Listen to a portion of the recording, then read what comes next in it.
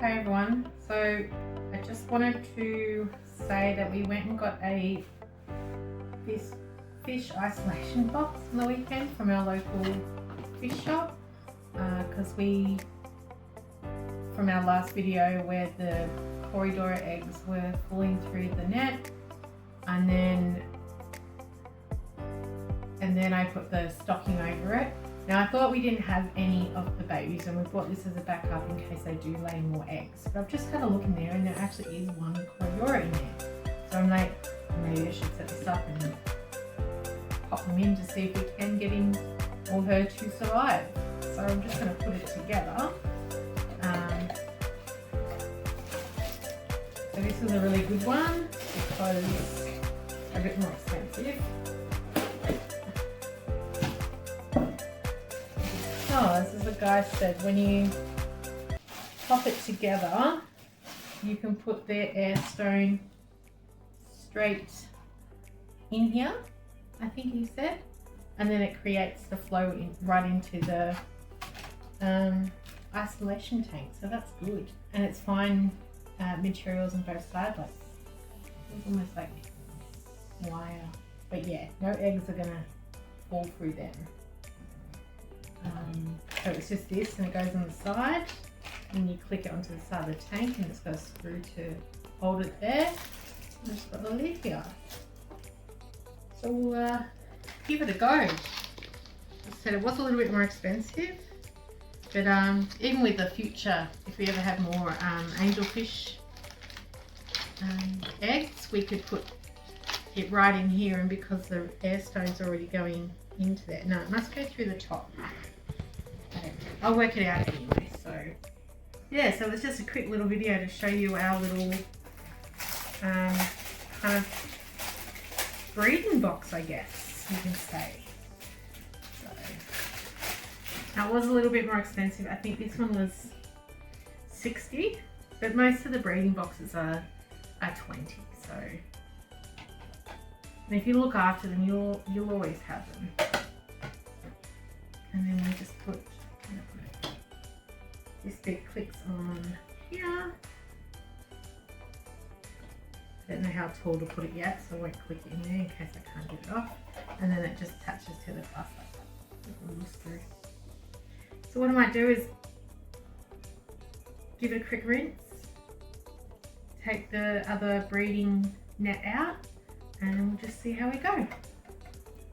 So the guy at the shop was saying this is a copycat one. Oh yeah, the brand, but I can't remember what he said. Not sure if it's a copycat, but there's another brand that's meant to be probably the proper one. Probably was done before this box, and they started copying them all. It's very similar, yeah. But it was actually $5 more. Yeah. Than the proper one at the other pet shop, but that's okay. We'd already purchased it and things like that. It's not to say it won't be as good anyway. Yeah.